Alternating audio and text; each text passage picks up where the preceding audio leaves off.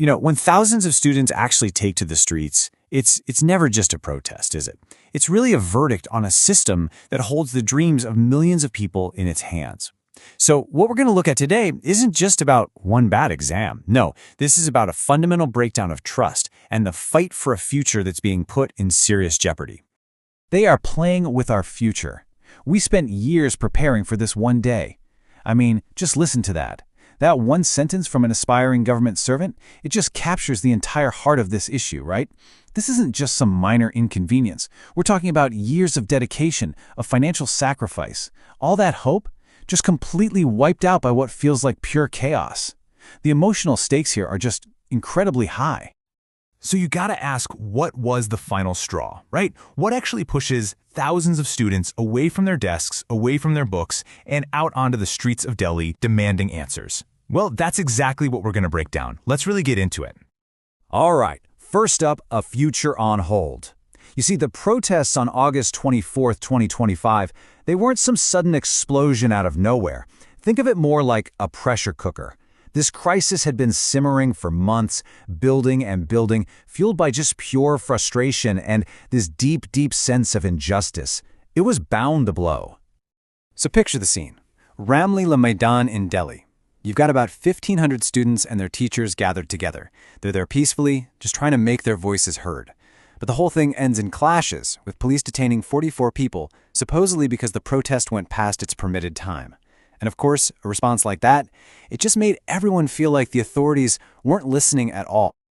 Okay, so to really understand that anger, we have to rewind a bit and look at how we even got to this point. We need to go to the root cause, and the story starts with a total cascade of chaos during the exams themselves.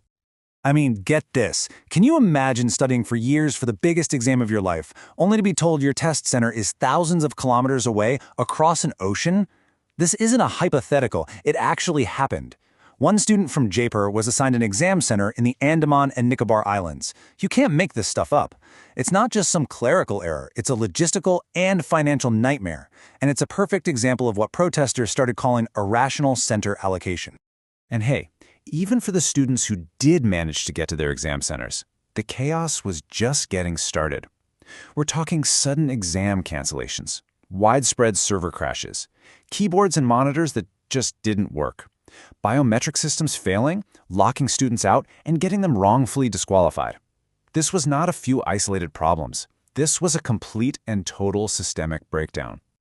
And that number you see, 500 to 1,000 kilometers, that's the human cost of that breakdown.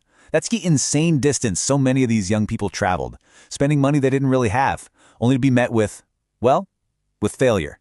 A system that just wasn't ready for them. But here's the thing. This wasn't just one bad exam day. Not at all. To really get what's going on, you have to zoom out and look at the bigger picture.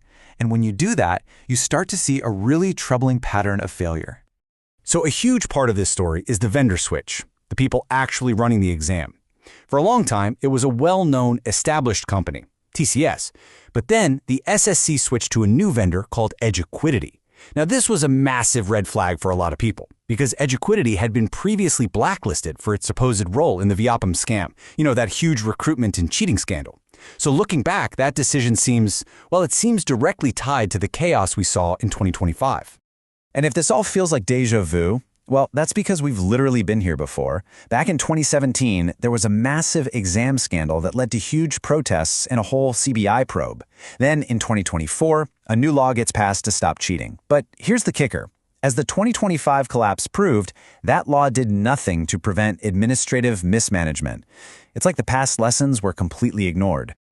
And this is such a critical point. The new law is super tough on any student who cheats, but it offers absolutely zero protection for students when the system is the one that fails them, cheating them out of a fair shot. It punishes the individual, but completely ignores institutional failure, leaving these aspiring students totally exposed.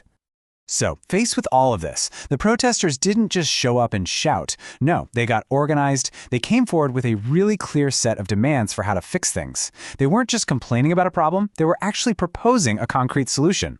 So, what did they want?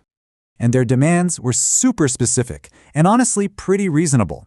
First up, a full independent audit of the 2025 exams to figure out exactly what went wrong.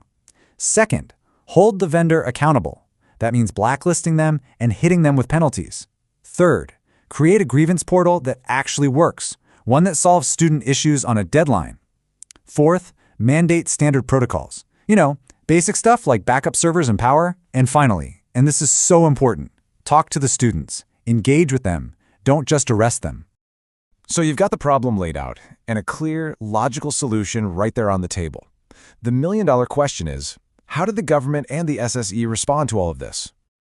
Well, the official response was not great. It was basically a mix of dismissal and damage control. First, the SSC just claimed the issues were all resolved. Then, they started suggesting that the protests were stirred up by coaching centers, a classic move to shift the blame. They detained 44 protesters and even filed an FIR. And yeah, they did conduct re-exams for around 55,000 candidates, but for many, that felt like a tiny Band-Aid on a massive wound. It didn't address the real systemic problem. And that's what leaves us with this final, really important question. Is all of this just one big, unfortunate accident? Or is it a sign of something much deeper? A kind of systemic neglect that's devastating the future of India's youth, the very people who are trying so hard to build a life for themselves. How we answer that question? Well, that could define an entire generation.